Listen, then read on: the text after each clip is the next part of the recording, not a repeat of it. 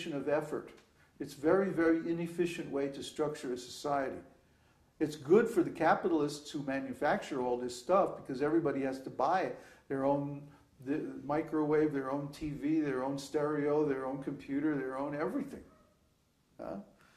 But it's not good for the people in general because they have to spend so much more time and money acquiring all these things separate.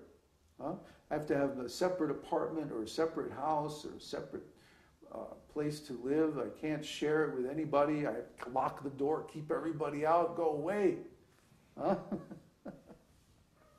But when we share things, we utilize them much more efficiently than if we each have to have our own. So in that way, the Sangha is a cooperative where we share the resources, we share our work. Each person takes responsibility for a certain area, just like Rupanuga is cooking right now. He'll watch the video later and he'll hear everything. But right now he's cooking. Why? So that we don't have to do all this preaching work and then afterwards it's like, 3 o'clock and we're going, well, where's the prasadam? And then we have to start cooking and it's very late. So by one person taking responsibility for one thing that helps everybody, then everybody else gets to have a better experience and more time for their spiritual life.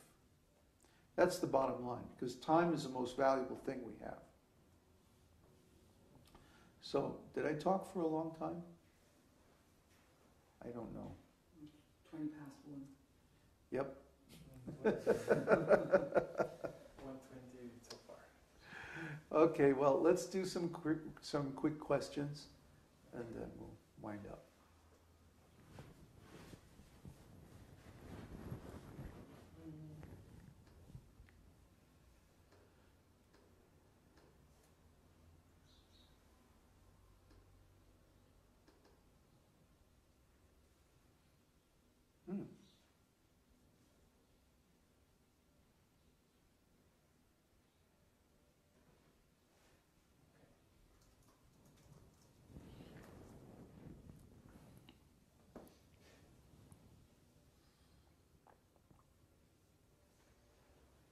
Peter, what does Prabhupada mean when he says do not criticize? What's the context?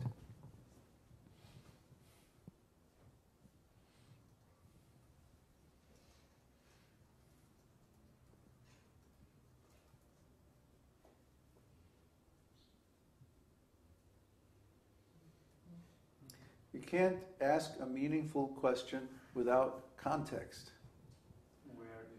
Where did he say it? When did he say it? Who did he say it to? What was going on? What was the situation? I mean, this is exactly what the ISKCON preachers do. Prabhupada said, don't criticize. Well, maybe he said one time, he said, don't criticize. Another time he said, we have to be very critical. But which one do you follow? You have to know the context and see if it's applicable to the present context. We will have to find it, not in front of me. Yeah. See, what they do is they'll take one thing like that and they'll blow it up to where it becomes a universal instruction. Superman. Yeah. That means never criticize. No, come on. We have to use our intelligence. Intelligence means discrimination. Discrimination means we accept something and we reject something. If we never criticize, then how can we transcend Maya? If we're completely uncritical, then we'll accept everything? No, that's not going to work. But politicians want to appear that they never criticize. Yeah. You see? So this artificial changing the context of a statement of Srila Prabhupada is really a politician's game, political game. to create an atmosphere where they become immune from criticism. And they always act, very politically correct and all that. What's that? Question from Laura. Ah. In changing our preaching strategy, do we also change our outward appearance? And if so, how? Well, what is acceptable? Huh? If we show up in Chile in pink dresses, I don't think we would be very well received. So we have to look at the norms of the society, the expectations of people. Like when we do our presentations,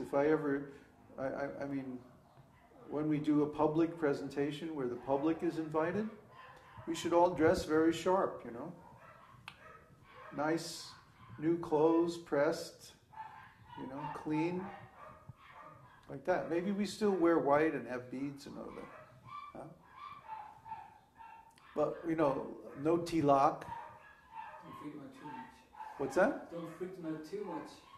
Well, give them some time before we freak them out. Yeah. Don't freak them out right away. Wait a little while. Wait till they can handle it. Then freak them out. Yeah. Yeah. We are going to move people or try to lead people towards the standard of the esoteric teaching. But look where they are. Now the kids today are all wearing black leather. How are we going to go from black leather to white cotton? How are we going to go from boots and motorcycle jackets to dhotis?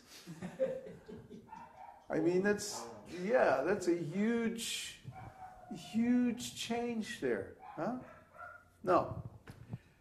First, we just talk to them about philosophy. Talk to them about a philosophy of life that works. Because their philosophy is not working. Their philosophy is the world sucks and there's nothing we can do about it. Let's get drunk and fall over. Yeah, let's get intoxicated. That's their solution. That's no solution at all. Completely impractical, completely self-destructive. It's playing the victim. Yeah. And who gives them the alcohol? The government. Right. The government regulates the production of alcohol because it's a very profitable business. You're buying your leather shoes and coats from the same factories that make, and the same stores that sell all this materialistic junk that you say is no good. But you still go to the same companies and you buy their stuff that you like, that fits your idea of style. So you're still in the system. You're still in the box. You haven't got out of the box at all. Your philosophy is defective. It's limited. It's very weak. You're putting yourself in a completely passive position. No, you have to take some action to solve your problems. And not action against somebody else, action on yourself. If you want your life to change, that means you have to change. Because the rest of the world isn't going to change. Just because you want it to? No, they're not going to change. So you have to change so that you have a good experience of life in the world the way it is now. See? And we're not going to say that this is religious. We're not going to say this is coming from the Vedas. We're not going to say anything about the origin of it all at all. We're going to say, this philosophy works, and it makes you happy. And it actually helps you understand life the way it is. We predicted all these things that happened. The economic problems, the social problems, the political problems. We predicted all this stuff long in advance. You can read my writings from back in 2003 and 2004. I predicted everything that's happening today. Why? Because we know what the actual standard is. We know what the truth is. So when somebody is lying, when somebody is creating an illusion, we know. And we can tell what the result of it is going to be, because we know the law of karma. If somebody performs actions in the mode of ignorance, they're going to get results in the mode of ignorance. And the same with passion and goodness. We know the law. If you don't know the laws, if you're thinking you have some very limited sense of cause and effect based on materialism, you're not going to be able to predict what's going to happen. Therefore, this philosophy gives you the ability to actually manage your life. Anyone who's intelligent is going to accept that. And especially if they try it. We give them practical things to do. Stop eating meat. As long as you're involved in killing animals, then your intelligence is going to be blocked. And it's a fact. And you have never in your whole life